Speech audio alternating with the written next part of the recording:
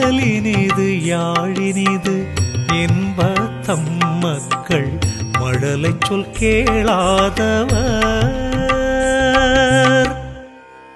தம்முடைய பிள்ளைகளின் மழலை சொல்லை கேட்டு அதன் இனிமையை அனுபவிக்காதவரே குழலின் இசை இனியது, யாழின் இசை இனியது என்று கூறுவர்.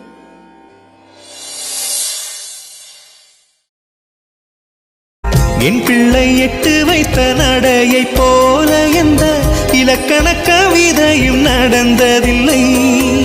முத்துக்கள் தெரிக்கின்ற மழலை போல ஒரு 300 மொழிகளில் வார்த்தை இல்லை. देवकी के 6 पुत्रों को मार दिया है, तो अभी 7वां पुत्र आता है, वो है संकर्षण। वो कृष्ण के ही अवतार है। तो कृष्ण योग माया को बुलाते हैं और आदेश देते हैं, ये संकर्षण जो देवकी के गर्भ में है वो मेरा ही अवतार है, इसको ले जाकर रोहिणी के गर्भ में स्थानांतरित कर दो और तुम यशोदा के पुत्री के रूप में जन्म लेना और मैं यहाँ पे देवकी के पुत्र के रूप में जन्म लूंगा। तो ऐसा मैसेज गया कि देवकी का जो 7वां पुत्र है उसका गर्भपात हो गया। तो सब लोग शोक मनाने लगे। फिर उसके बाद में 8वां पुत्र कृष्ण को आना है। तो कृष्ण पहले वसुदेव के हृदय में प्रकट होते हैं और फिर वहां से वो देवकी के गर्भ में प्रकट होते हैं। कंस जब देवकी को देखता है तो उसको यकीन हो जाता है कि 8वां पुत्र जो विष्णु का अवतार है वो अभी प्रकट हो गया, मतलब मेरी मृत्यु अभी बहुत नजदीक है, ये अभी जन्म लेगा उसके बाद में मेरी मृत्यु कर देगा। तो ऐसा करके वो बहुत भयभीत हो जाता है। तो वहाँ पे जेल जो था वो एक मानव तीर्थ बन गया, क्योंकि वहाँ पे देवकी कृष्ण को अपने गर्भ में धारण की हुई। तो वहाँ पे बहुत सारे देवता आ रहे थे, शिव जी, ब्रह्मा, इंद्र, और वो भगवान को सुंदर सुंदर स्तुति और सुंदर प्रार्थना ऑफर कर।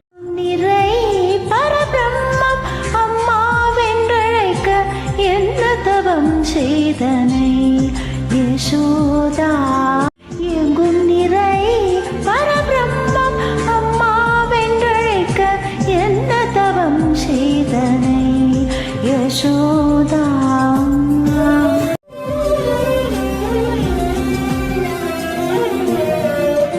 ஈரேழு புவனங்கள் படைத்தவனை, ஈரேழு புவனங்கள் படைத்தவனை,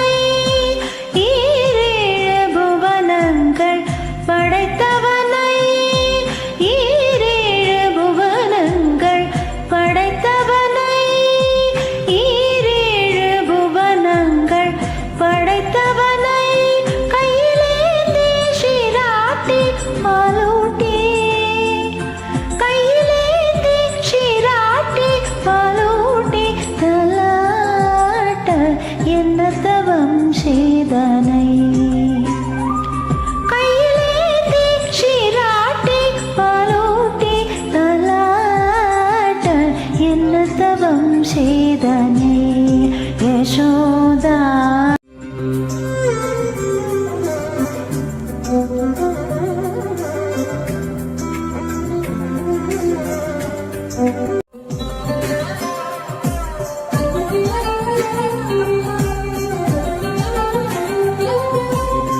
பிரமனும் இந்திரனும் மனதில் பொறாமை கொள்ள, பிரமனும் இந்திரனும் மனதில் பொறாமை கொள்ள, பிரமனும் இந்திரனும் மனதில் பொறாமை கொள்ள, உரலில் கட்டி வாய் பொத்தி கெஞ்ச வைத்தாய், உரலில் கட்டி வாய் பொத்தி கெஞ்ச வைத்தாய், கண்ணனை உரலில் கட்டி வாய் பொத்தி கெஞ்ச வைத்தாய், கண்ணனை உரலில் கட்டி வாய் பொத்தி கெஞ்ச வைத்தாய், தாயே என்ன தவம் செய்தனை யசோதா, என்ன தவம் செய்தனை.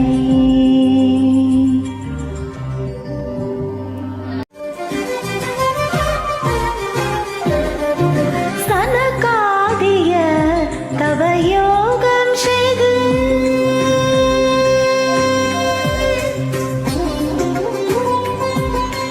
சனகாதிய தவயோகம் செய்து, சனகாதிய தவயோகம் செய்து, சனகாதிய தவயோகம் செய்து மறந்து சாதித்ததை புனிதமாக எளிதில் பெற என்ன தவம் செய்தனை யசோதா.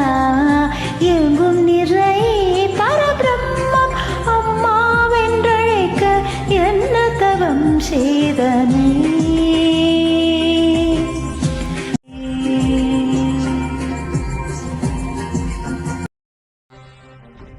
मेरे 6 भाइयों के लिए जिनके नन्हे कोमल शरीर तूने पत्थर पर पटक पटक कर उनके प्राण ले लिए।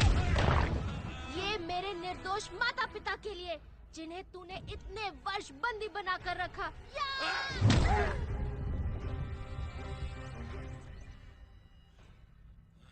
ये मेरी माता के उन अनगिनत आंसुओं के लिए जिन्हें वो 10 वर्षों तक अपनी आंखों में छिपाए रही। ये यादवों के उन 18 कुलों के लिए जो तेरे भय से मथुरा छोड़ गए।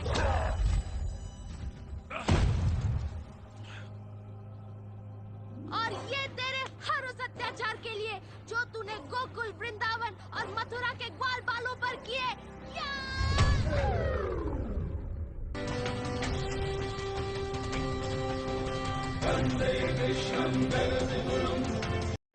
பாஞ்சாலி உன்னிடத்தில் சேலை கேட்டாள், அந்த பார்த்தனவன் உன்னிடத்தில் கீதை கேட்டான்.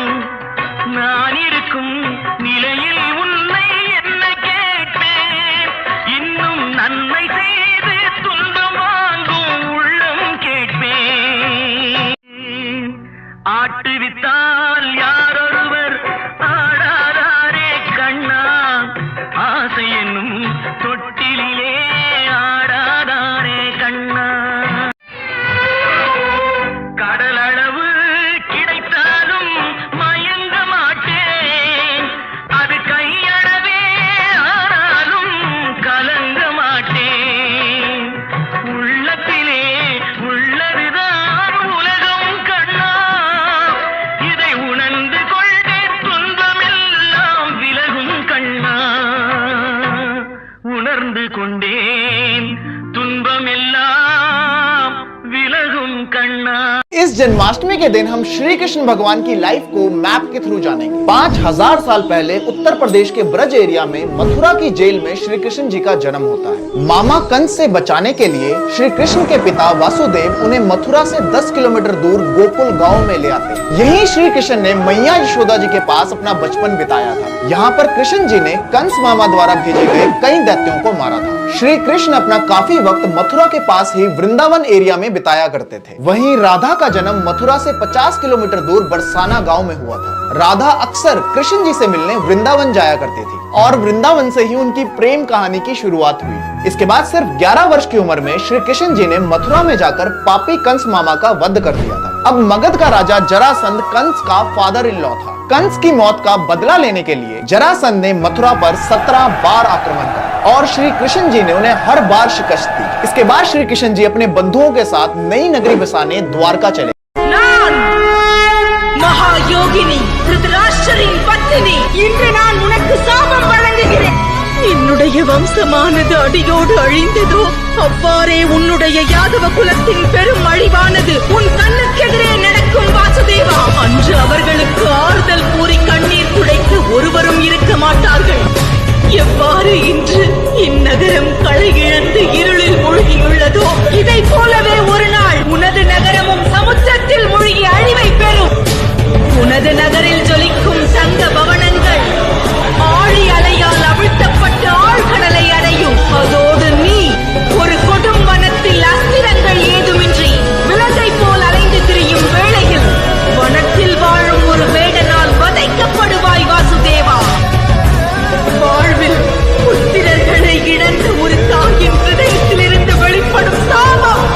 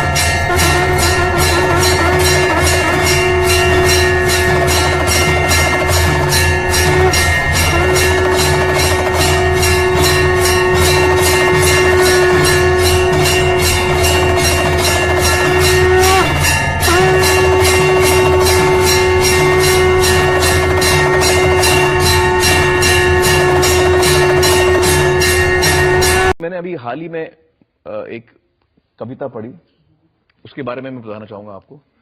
वो कविता का नाम है पसायदान।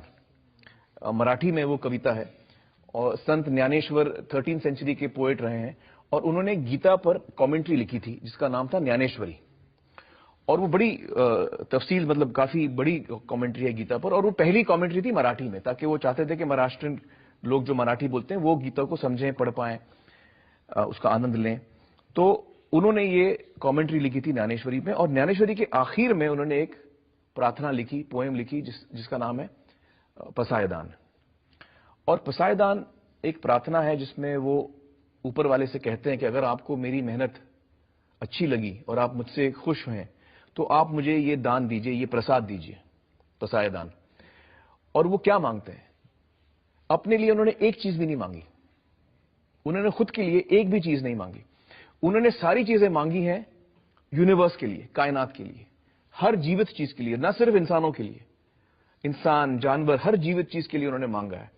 और उन्होंने यहां तक कहा है कि जो लोग मेरे खिलाफ हैं, जो मेरे दुश्मन हैं, जो बुरे लोग हैं, ऊपर वाले को कहते हैं बुरे लोगों को मत हटाइए, उनमें से सिर्फ बुराई हटा दीजिए। तो उनके विचार, उनके विचार इतने नेक हैं। वो मैंने हाल ही में कुछ दिन पहले मैंने ये कविता पढ़ी है और समझी है।